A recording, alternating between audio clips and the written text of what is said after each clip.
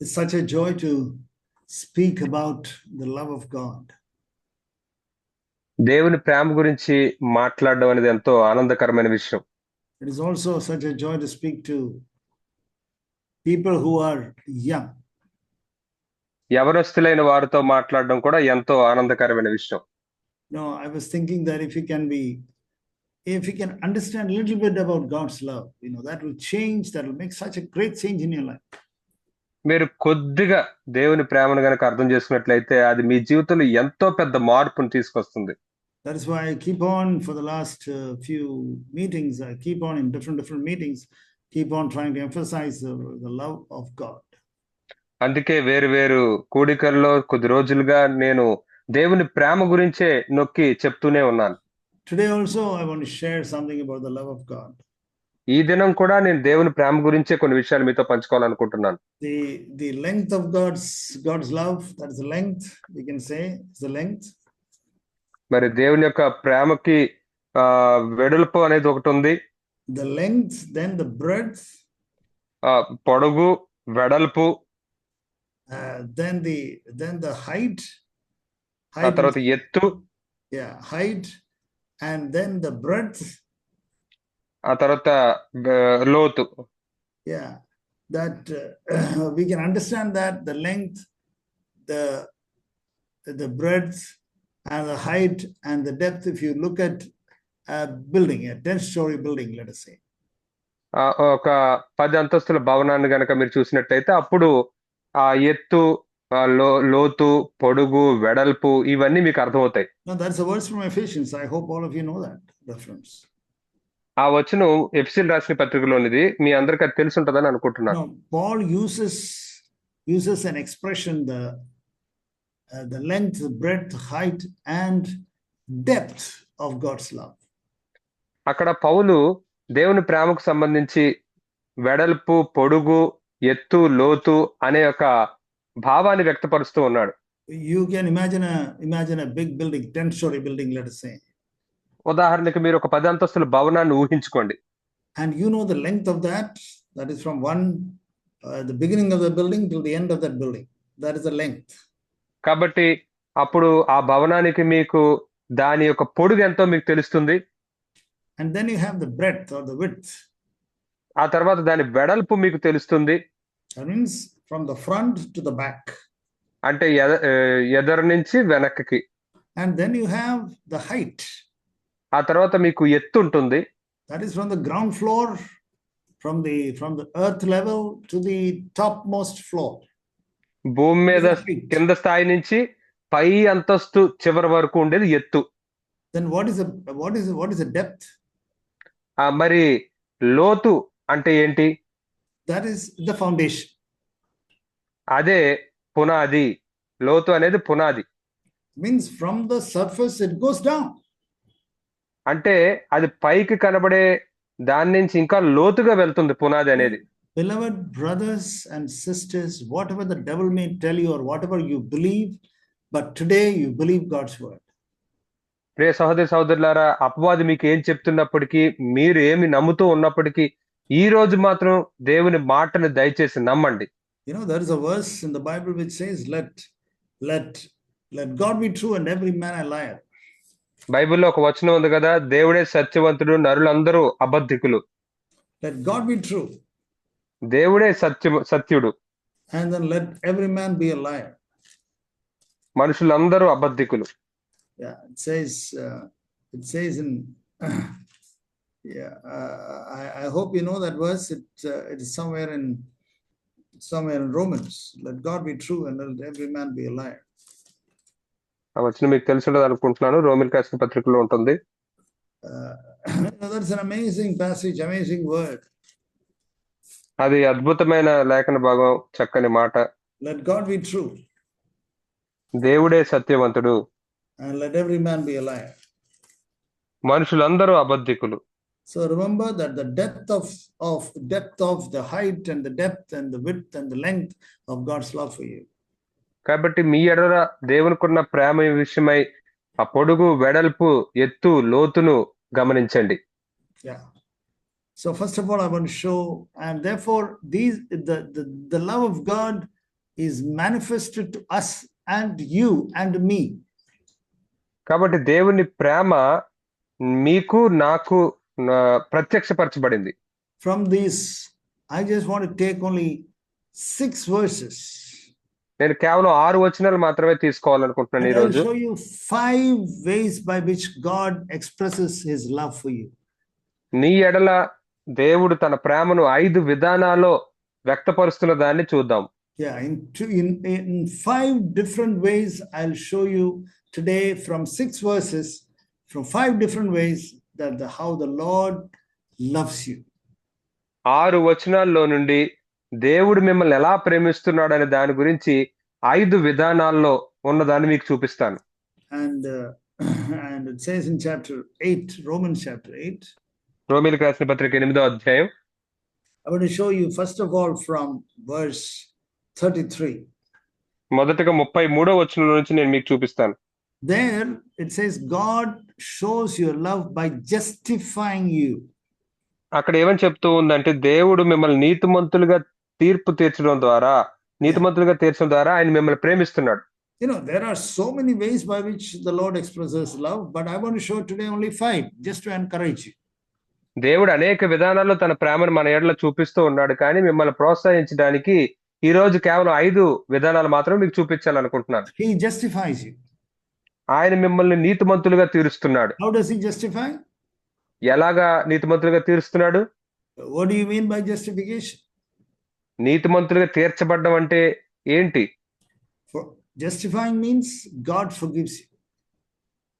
నీతిమంతులుగా తీర్చబడ్డం అంటే దేవుడు మిమ్మల్ని క్షమిస్తాడు.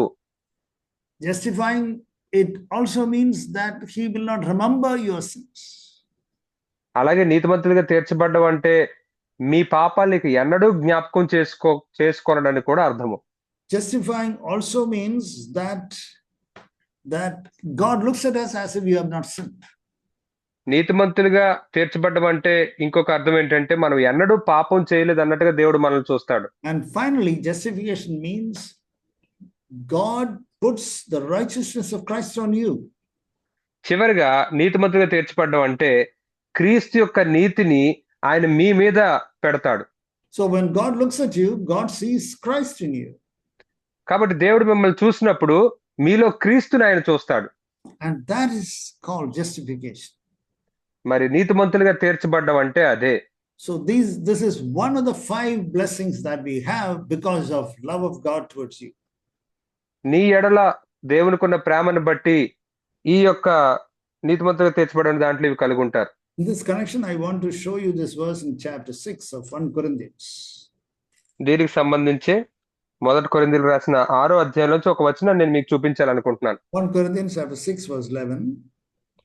1 కొరింథీయులకు రాసిన పత్రిక 6వ అధ్యాయం 11వ వచనం. Yeah, brother, can you read please? Yes, brother. మీలో కొందరు అట్టివారే యుంటిరి గాని ప్రభువైన యేసుక్రీస్తు నామమునను మన దేవుని ఆత్మయందును మీరు కడుగబడి పరిశుద్ధపరచబడిన వారే నీతిమంతులుగా తీర్చబడితిరి. Says that such were some of you, terrible sinners, some of you were like that. ఇక్కడ ఏమని చెప్తుందంటే మీలో కొందరు అటువంటి ఘోరమైన పాపులుగా ఉంటిరి. But you are washed, you are sanctified, you are justified. కానీ మీరు కడుగబడ్డారు, పరిశుద్ధపరచబడ్డారు, నీతిమంతులుగా తీర్చబడ్డారు. So this is the first blessing that we have because of the love of God for you. నీ ఎడల దేవునికున్న ప్రేమను బట్టి నీవు కలిగి ఉండే మొట్టమొదటి ఆశీర్వాదం ఇదే. The second one I want to show from Romans chapter 8. రెండవది నేను చూపించాలనుకుంటుంది రోమీయులకు రాసిన పత్రిక 8వ అధ్యాయం. Romans chapter 8. రోమీయులకు రాసిన పత్రిక 8వ అధ్యాయం verse 31. 31వ వచనం. ఇట్లుండగా ఏమందుము దేవుడు మన పక్షమునుండగా మనకు విరోధి ఎవడు? Now God is for you, it says. అక్కడ ఏం చెప్తుందంటే దేవుడు నీ పక్షాన ఉన్నాడు. If God is for us, who is against us? కాబట్టి దేవుడు మన పక్షాన ఉండగా మనకి ఇంకా విరోధి ఎవడు? Think of all the relatives who are against you because you are a Christian. ఒకసారి దీని గురించి ఆలోచించండి. నువ్వు క్రైస్తవుడు అయినందుకు నీకు వ్యతిరేకంగా ఉన్న బంధువులందరి గురించి. Think of your office friends because you don't cooperate with all their sinful activities. మరి నీ తోటి ఉద్యోగులు ఆఫీసులో ఉన్న స్నేహితుల గురించి వాళ్ళ గురించి ఆలోచించండి. వారి పాపపు పనుల్లో మీరు భాగస్తులు కానందుకు వారు ఎలా వ్యవహరిస్తూ ఉంటారు? Think of your boss who is trying to harm you in some way. నీకు ఏదో విధానంలో నీకు హాని చేయాలని ఆలోచించే నీ యజమాని గురించి ఒకసారి ఆలోచించు. You know the word of God that comes to you. అయితే దేవుని యొక్క వాక్యం నీ యొద్దకు వస్తున్నది ఏంటో తెలుసా? God is for you. Who can be against you? దేవుడు నీ పక్షాన ఉండగా నీకు విరోధి ఎవడు? Nobody can be against you. నీకు విరోధిగా ఎవరు ఉండలేరు. As it says in Isaiah 54, యెషయా 54వ అధ్యాయంలో చెప్పినట్లుగా no weapon shall be formed against you. Shall నీకు వ్యతిరేకంగా ఉన్న ఏ ఆయుధమును వర్ధిల్లదు. Doesn't say that there shall be no weapons. అక్కడ మీకు ఆయుధాలు ఉండవు వ్యతిరేకంగా అని చెప్పటం లేదు. Weapons will be there, but no weapon shall be prosper against you. అక్కడ ఆయుధాలు ఉంటాయి వ్యతిరేకంగా, కానీ నీకు వ్యతిరేకంగా అవి వర్ధిల్లవు. And here also it doesn't say that there will be no enemies for you. మరి ఇక్కడ కూడా నీకు శత్రువులు ఉండరు అని చెప్పటం లేదు. But it says, but God shall be for you, nobody can be against you. కానీ ఇక్కడ ఏం చెప్తుందంటే దేవుడు నీ పక్షాన ఉంటాడు కాబట్టి నీకు విరోధిగా ఎవడు ఉండలేడు. So this is the second thing which I want you to remember. కాబట్టి మీరు గుర్తించుకోవాలని నేను కోరుకునే రెండో విషయం ఇది. God's love is for you. దేవుని యొక్క ప్రేమ నీ కోసమే. And if he is for you, who can be against you, beloved brothers and sisters? కాబట్టి ప్రియ సహోదరి సహోదరులారా, ఆయనే మీ కొరకై ఉన్నప్పుడు మీకు వ్యతిరేకంగా ఎవరు ఉండగలరు?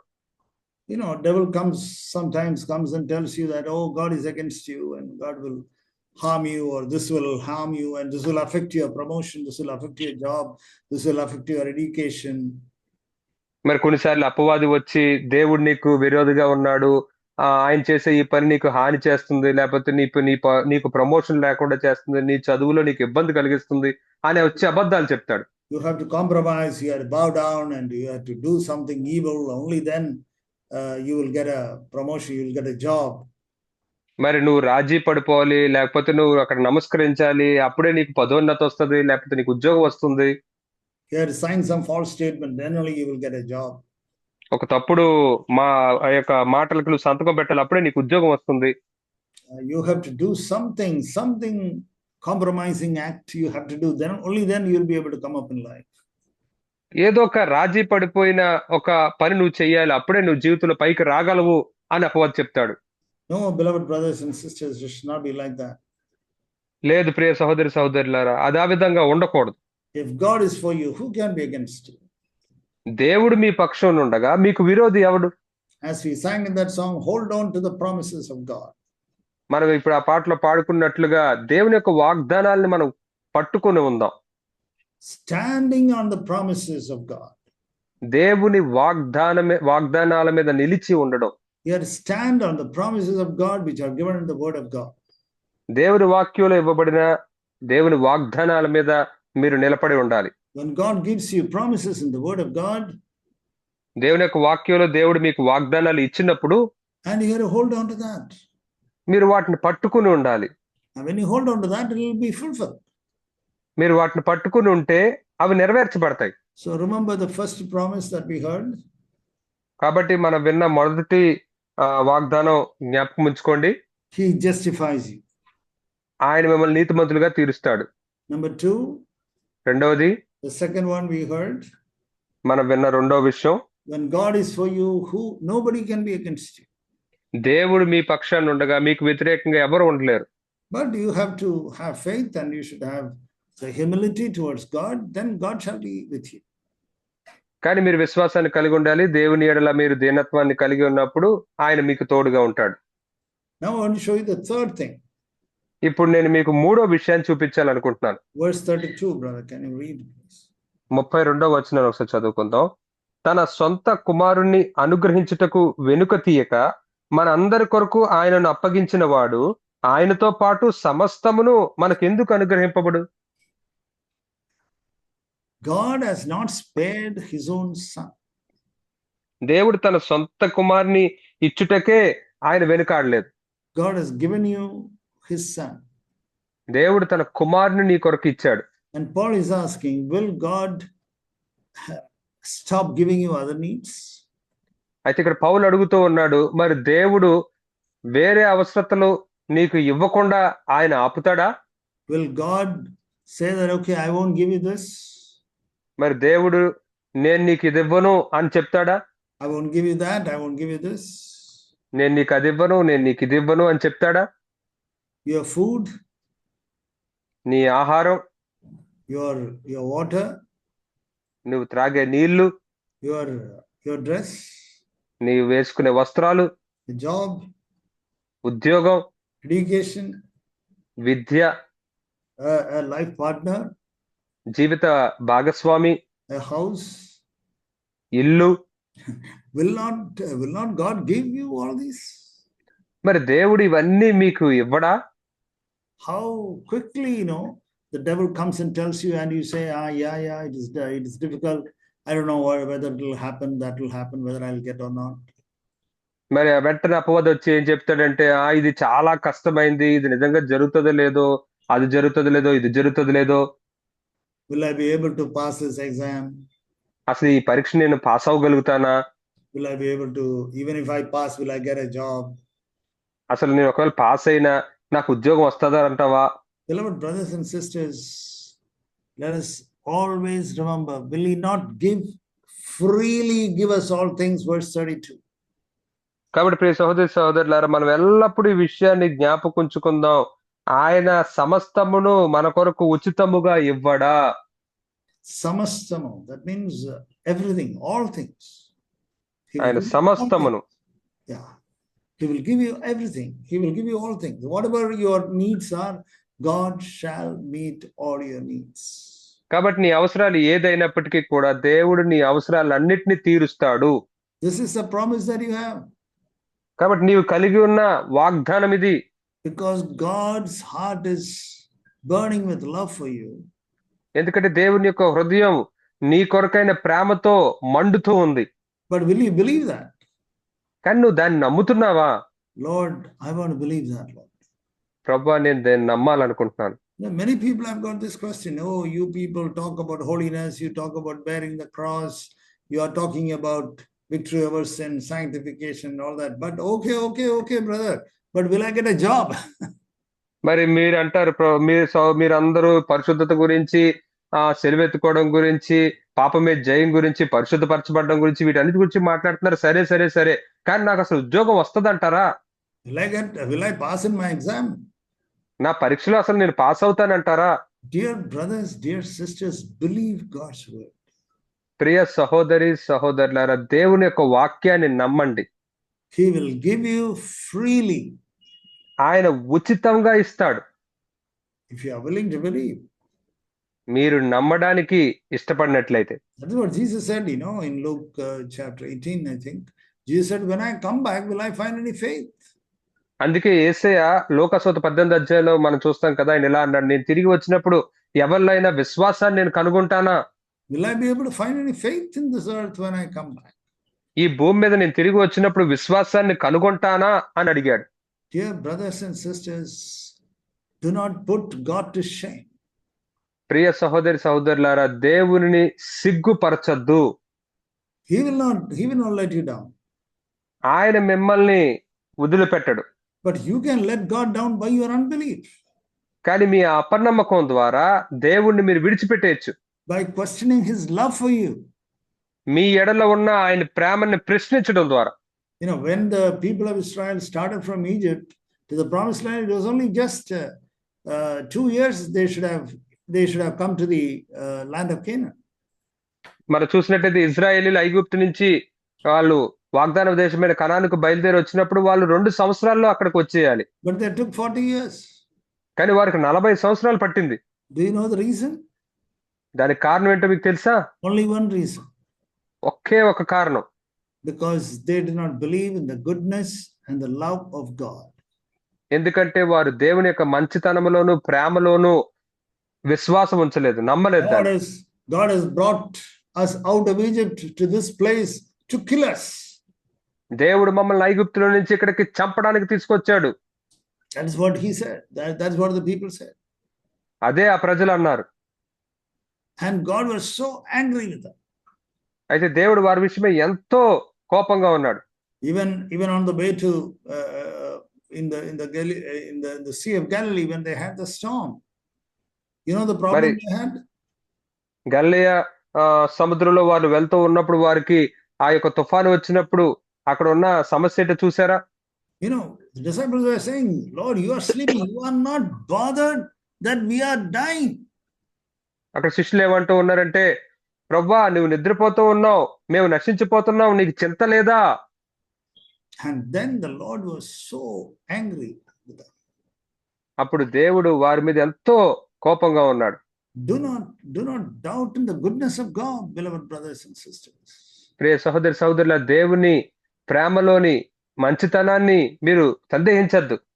Then when they saw that he rebuked the wind and everything became silent and quiet, they were afraid of Jesus.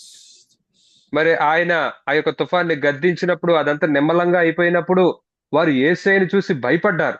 Not only in that situation, many situations. ఆ యొక్క పరిస్థితుల్లో మాత్రమే కాదు, అనేక పరిస్థితుల్లో. We find in the feeding of the 5,000.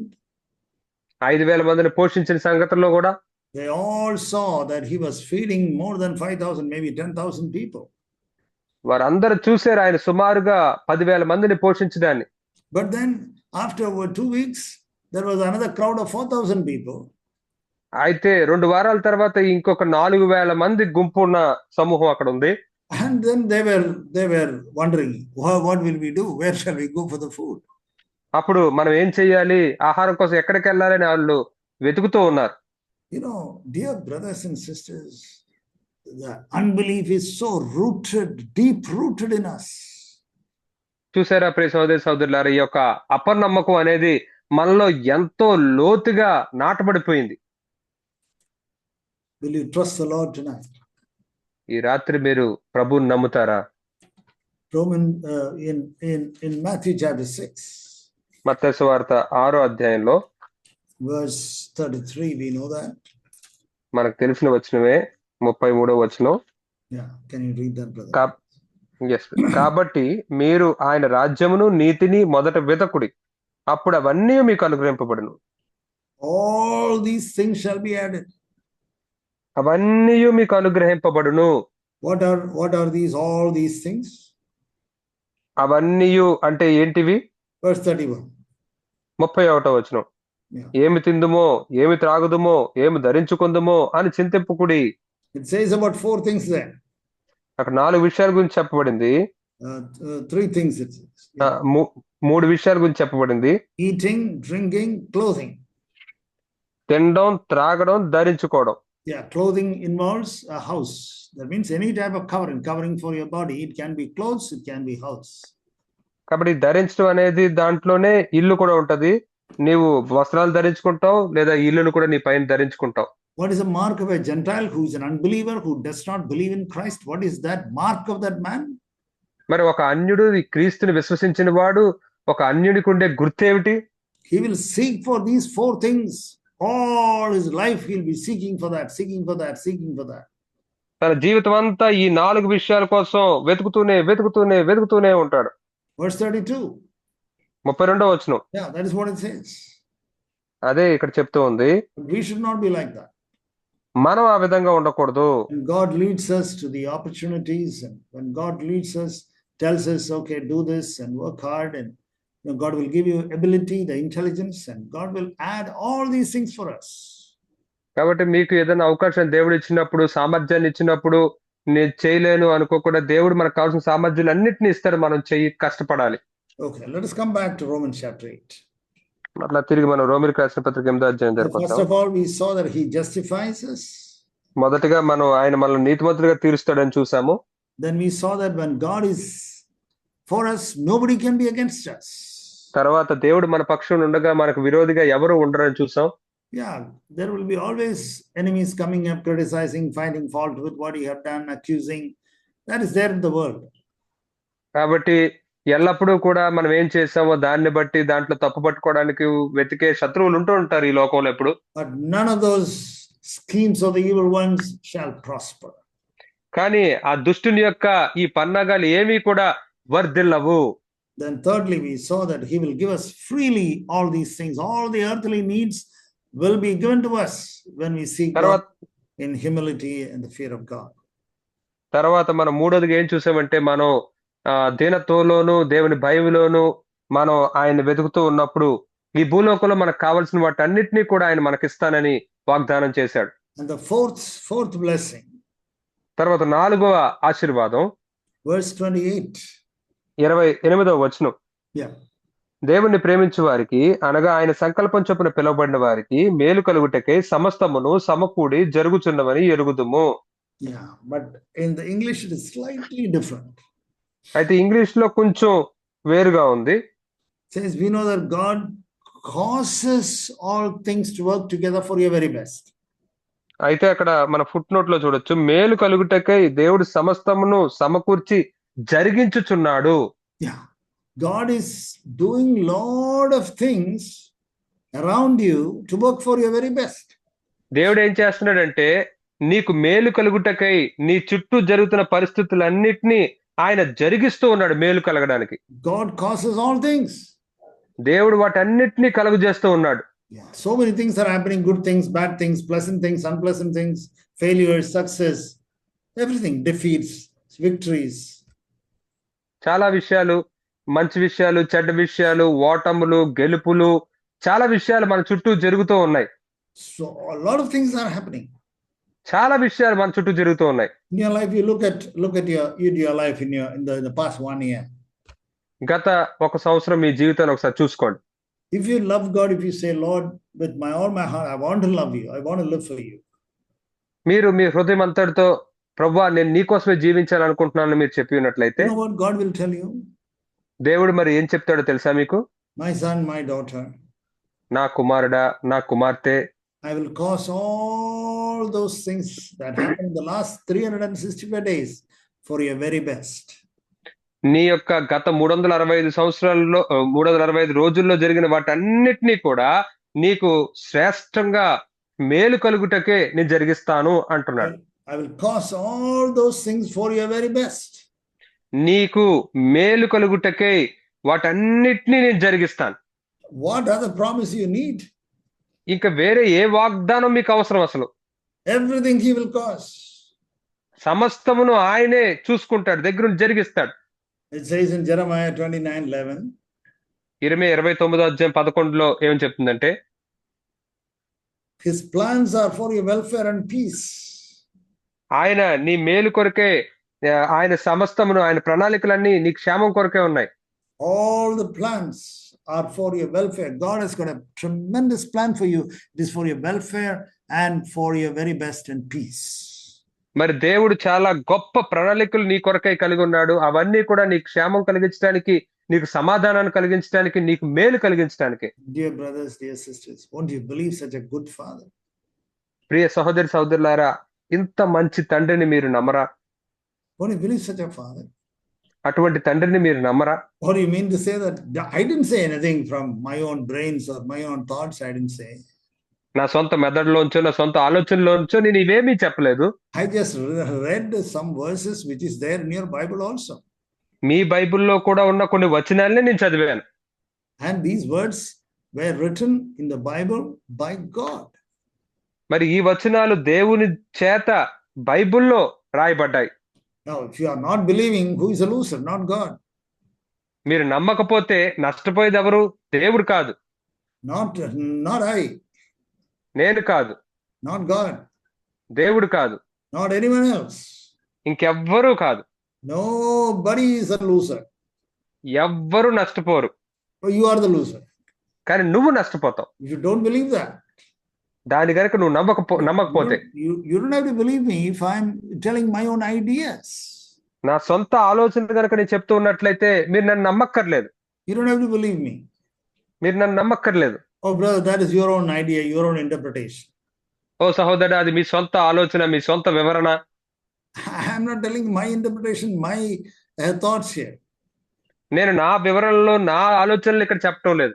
I just read what is already written in your Bible. ఇప్పటికే మీ బైబిల్లో కూడా రాయబడిన విషయాలే నేను చెప్తూ ఉన్నాను. So these are the 4 blessings. కాబట్టి ఈ 4 ఆశీర్వాదాలు. Now I want to show you the last one. ఇప్పుడు నేను మీకు చివరిది చూపించాలనుకుంటున్నాను. Romans chapter 8, రోమీయులకు రాసిన పత్రిక 8వ అధ్యాయం verse 34. 34వ వచనం. Yeah, brother, can I? శిక్ష విధించు వాడెవడు? చనిపోయిన క్రీస్తేసే. అంతేకాదు మృతులలో నుండి లేచిన వాడును దేవుని కుడి పార్శ్వమున ఉన్నవాడును మన కొరకు విజ్ఞాపనము కూడా చేయువాడును ఆయనే. Says, who is Jesus Christ, who is raised and who is at the right hand of God, who also intercedes for us. అక్కడ మనం చూసినట్లయితే మృతుల నుండి లేచిన వాడిని దేవుని కుడిపార్శ్వను ఉన్నవాడును మన కొరకు విజ్ఞాపనం కూడా చేయువాడును ఆయనే. He is interceding for you. ఆయన నీ కొరకు విజ్ఞాపనము చేస్తున్నాడు. I want to tell that I kept it as the last one. నేను చివరిదిగా పెట్టాను నేను.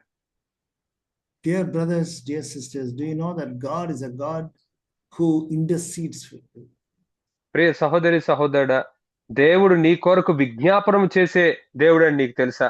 Do you know that when you go to if you are brought to a court in front of a judge, ఒక న్యాయవాది ఎదుట మీరు కోర్టులోనికి తీసుకురాబడ్డారనుకోండి, and you will have an advocate and opposite fellow also will have a advocate. మీ తరపున వాదించే న్యాయవాది ఉంటాడు, అలాగే వ్యతిరేకంగా ఉన్న వారి పక్షాన వాదించే న్యాయవాది కూడా ఉంటాడు. And then intercessor means the one who advocates for you. మరి ఇక్కడ విజ్ఞాపనం చేసేవాళ్ళు అంటే నీ తరపున వకీలు మాట్లాడేవారు, న్యాయవాదిగా ఉండేవారు. Before God, దేవుని ఎదుట, do you know who stands before God for you? నీ కొరకు దేవుని ఎదుట ఎవరు నిలబడతారో తెలుసా? Jesus Christ stands in front of God and say, Lord, please give one more chance to this brother. యేసయ్య తండ్రి ఎదుట, దేవుని ఎదుట నిలబడి నా సహోదరుడికి ఇంకొక అవకాశాన్ని ఇవ్వండి అని అడుగుతూ ఉంటాడు. What a love of God. ఎంత దేవుని ప్రేమ కదా ఇది. For example, you have fallen into some sin. ఉదాహరణకు మీరు ఏదో పాపంలో పడిపోయారు. And you come to God and say, Father, please forgive me.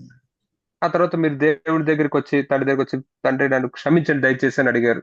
And immediately the Lord Jesus comes there. వెంటనే ప్రభు అయిన యేసు అక్కడికి వచ్చేస్తాడు.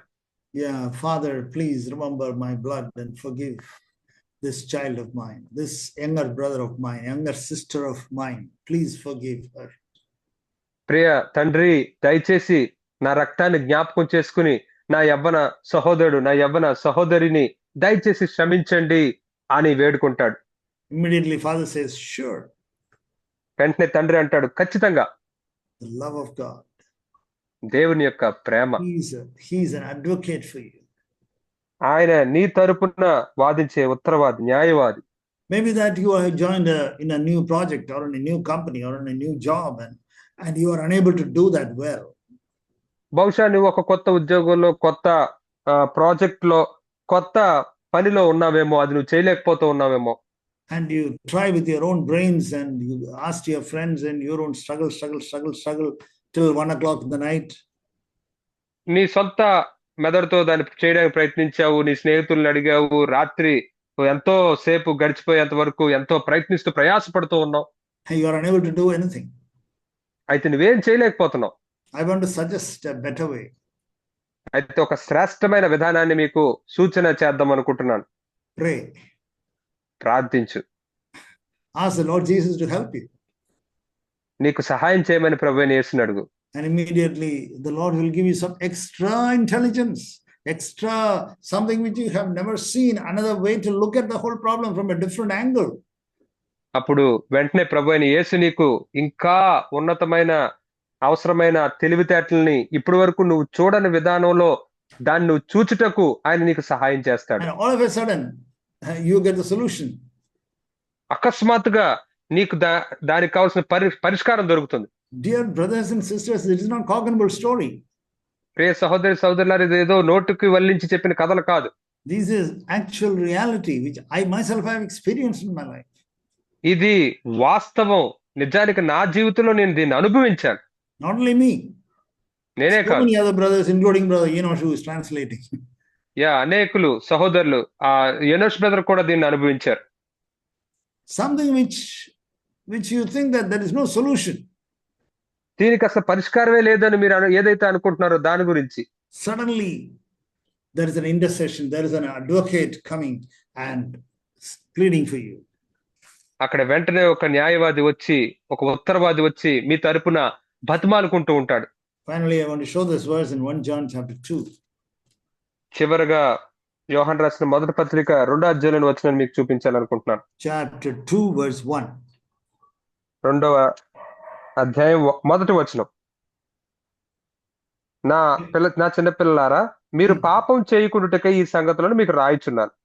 ఎవడైనను పాపం చేసిన యెడల నీతిమంతుడైన యేసుక్రీస్తు అను ఉత్తరవాది తండ్రి యొద్ద మనకున్నాడు. Says that God wants you not to sin. That is his first his will for you, that you should not sin.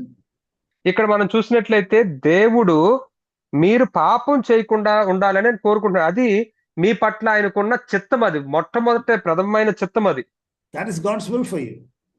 మీ ఎడల దేవుని యొక్క చిత్తం అది. But it says if anyone sins, we have got an advocate. అయితే ఇక్కడ ఏం చెప్తూ ఉంది? ఎవడైనా పాపం చేసిన ఎడల మనకు ఉత్తరవాది ఉన్నాడు. Do not get into discouragement.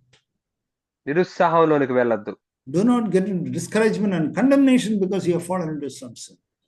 మీరు పలానా పాపంలో పడిపోయినందుకు మీరు నిరుత్సాహంలోనికి, శిక్షా విధిలోనికి వెళ్ళిపోవద్దు. No, you should never get discouraged and get into condemnation. మీరు ఎన్నడూ నిరుత్సాహపడకూడదు, ఎన్నడూ శిక్షా విధిలోనికి, అపరాధ పావంలోనికి వెళ్ళిపోకూడదు. Go to Jesus. యేసయ్య దగ్గరికి వెళ్ళండి. Recently I heard somebody saying that, okay, I have to reap whatever I have to reap what I have sown. కొద్ది రోజుల క్రితం ఒకరు నాతో ఇలాగ చెప్పడం నేను విన్నాను. నేను ఏదైతే విత్తానో అది నేను కొయ్యాలి కదా. So then what is the use? Has God forgiven? Then why should I reap that? మరి ఇంకేం ఉపయోగం ఉంది? దేవుడు నన్ను క్షమించినా నేను దాన్ని కొయ్యాలి కదా. No, there is no reaping for you, dear brother, dear sister. ప్రియ సహోదరుడా, ప్రియ సహోదరి, నువ్వు కొయ్యాల్సిన అవసరం ఏమీ లేదు. What is the meaning of that? దాని అర్థం ఏంటి అసలు? That meaning is not that God will punish you. No, God will not punish you. దాని అర్థం ఏదో దేవుడు మిమ్మల్ని శిక్షిస్తాడు అని కాదు. దేవుడు మిమ్మల్ని శిక్షించడు.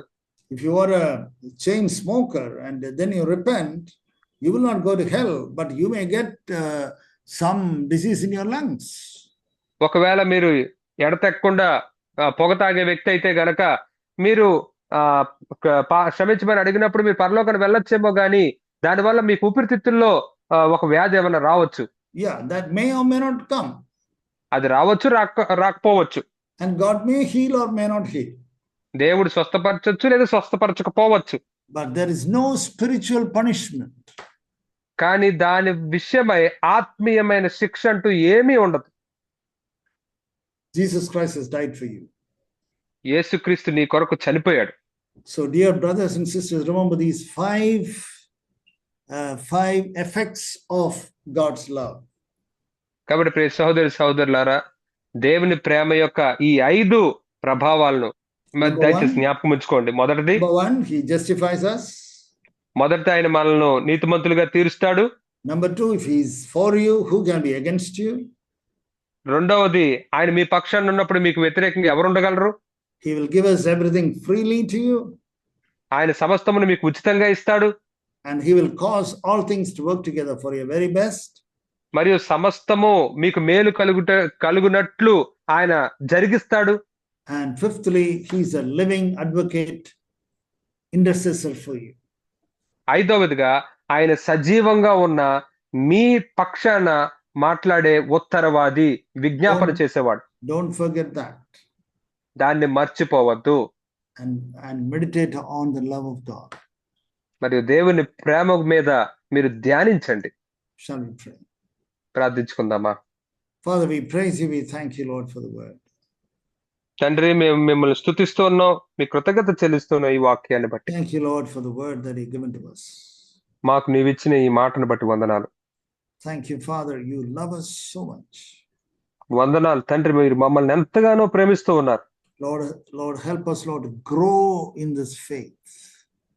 ప్రభువా, విశ్వాసంలో మేము ఎదుగుటకు సహాయం చేయండి. Thank you, Father. వందనాలు తండ్రి. In the name of Jesus we pray. యేసు నామములో ప్రార్థిస్తూ ఉన్నాం. Amen. ఆమేన్.